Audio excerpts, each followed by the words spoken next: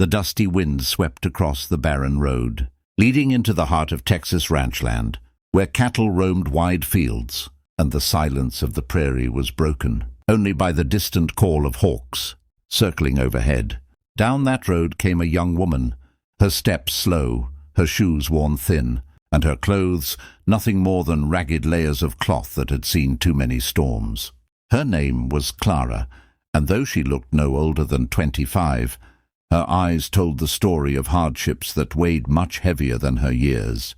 She clutched a small bundle of belongings against her chest, just a few tattered items, wrapped in cloth, the last things she had to her name. For weeks she had been searching, knocking on doors, offering to clean, to cook, to mend clothes, anything that would earn her enough to buy a meal or a place to sleep. Yet everywhere she went, people turned her away. They saw her rags, her unkempt hair, her hollow cheeks, and dismissed her as a burden rather than a help. But Clara had not given up, for she carried with her not just hunger, but a desperate hope for a chance to live, to prove herself useful, to feel human again in a world that had stripped her of dignity. And that chance came into view as she reached the gates of the largest ranch in the valley, a sprawling estate that seemed more like a kingdom than a farm. White fences ran along rolling pastures where hundreds of cattle grazed. Barns stood tall and red against the sky, and at the center was a grand ranch house built of stone and timber, strong and proud like the man who owned it. That man was Daniel Hart, known far and wide as one of the wealthiest ranchers in Texas, a widower whose fortune was matched only by his reputation as a fair yet stern man. He was respected by ranch hands and feared by rivals, a man who had built his empire with his own two hands after inheriting only a small plot of land from his father. Yet for all his wealth he was a lonely man, for his wife had passed 3 years earlier, leaving behind 2 young daughters, Lila, aged 10, and May, aged 6, who still asked each night why Mama never came home. Daniel carried his grief silently, pouring his soul into work and keeping his daughters safe. But the truth was the girls needed more than a father. They needed the gentle love of a mother. So when Clara stumbled through the gates and knocked softly at the ranch's side door, it was not just a meeting of desperation and opportunity, but of fate itself. The housekeeper, an older woman named Martha, opened the door with suspicion, for ragged beggars often came by hoping to get food from the kitchens. But Clara, though trembling with exhaustion, did not ask for bread first. She asked for work. "Please, ma'am," she whispered, her voice cracking. "I'll do anything. Sweep floors, scrub pots, wash clothes. Just give me a chance. I can work hard, I promise." Martha looked her up and down with narrowed eyes, seeing the dirt smudges on her face, the way her hands shook, the holes in her shoes. Part of her wanted to shut the door right then, but something in Clara's eyes, a quiet dignity, a hunger not just of the stomach but of the soul, made her hesitate. "Wait here," Martha said, and went to fetch the master of the house. Daniel Hart was in his study, bent over ledgers, calculating the cost of feed for the winter. He was a tall man, broad-shouldered, with weathered skin from years under the sun, and though still young in his 30s, his face bore lines of sorrow that never faded. When Martha told him there was a girl at the door begging for work, he frowned, but duty compelled him to see for himself. And so he came, opening the door wider, and his piercing blue eyes fell on Clara standing there in rags. At first he thought she was no different from the others who had come before, but then he saw how she did not shrink from his gaze. Though her body was frail, though her lips trembled, she stood tall in her shame, as if daring him to measure her worth beyond her clothing. "You want work?" Daniel asked, his voice deep, commanding. Clara nodded quickly.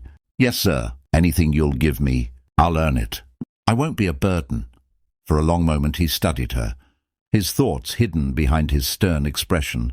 Then, to Martha's shock, Daniel said, "Come inside." Clara's heart pounded as she stepped into the warmth of the ranch house, the scent of roasted meat and polished wood overwhelming her senses. She had not been inside such a place in years, maybe ever. Martha muttered under her breath about foolishness. But Daniel ignored her, leading Clara into the kitchen. "Eat first," he said, pulling out a chair. "No one works on an empty stomach." Tears welled in Clara's eyes as she sat, for it had been days since she'd eaten properly. She whispered thanks and ate slowly, savouring every bite while Daniel stood watching, arms crossed, silent as stone. It was then that his daughters came running in, Lila with her braids bouncing, May clutching her doll. They stopped in their tracks when they saw the ragged stranger at their table. "Papa, who's that?" May asked innocently. Daniel looked at Clara, then at his girls, and for the first time in years, a thought crossed his mind that made him pause. He saw how his daughter's eyes lit with curiosity, how Clara, despite her hunger, smiled gently at them as if she already carried tenderness enough to mother them. He had brought her inside intending only to offer food and perhaps a day's work in the stables or kitchen.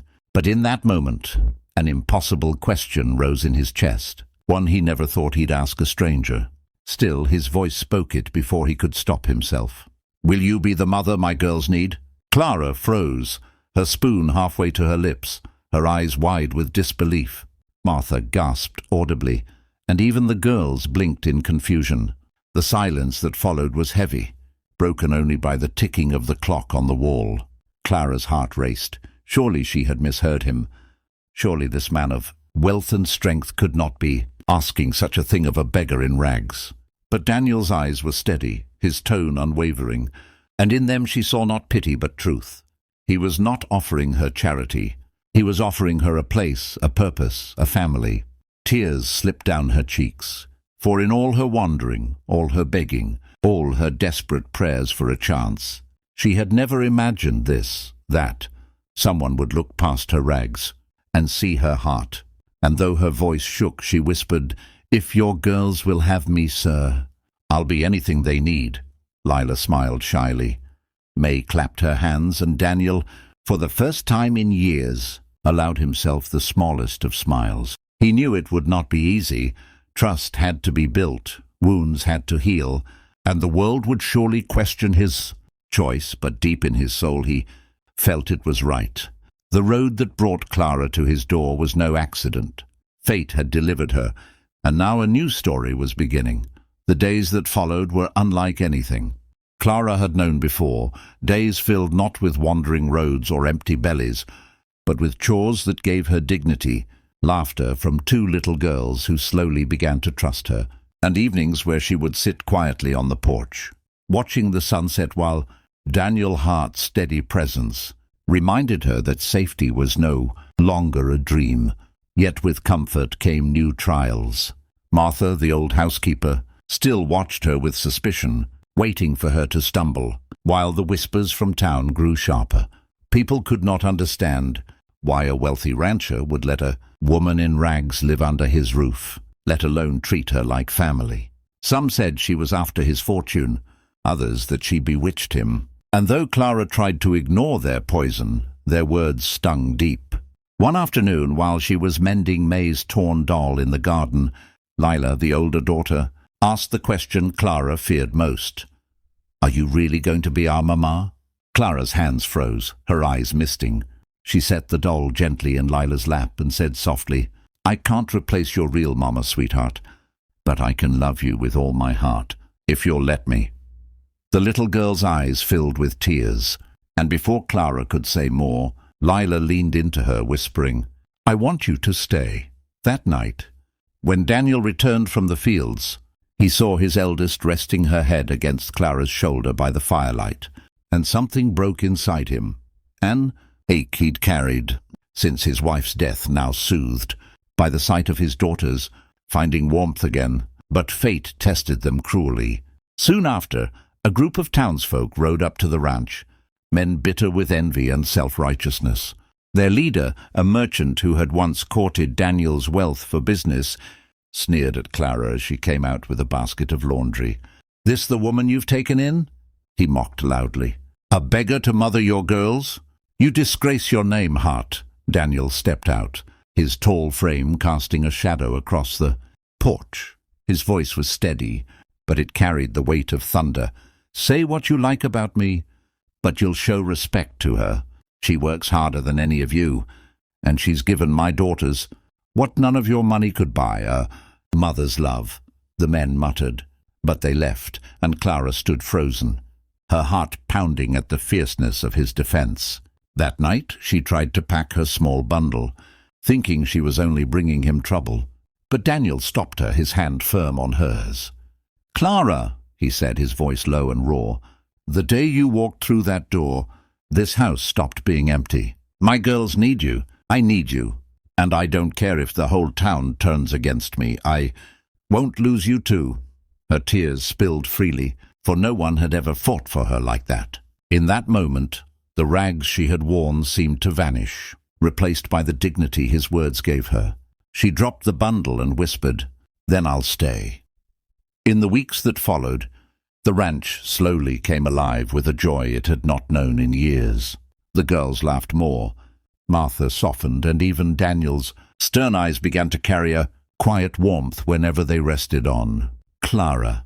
She had come begging for work, but she had been given something greater, a home, a family, and a man who saw her not for her past, but for the heart she carried. And though the world outside still whispered, within the Heart Ranch a new story had begun, one of redemption, courage and love stronger than all the gossip of men.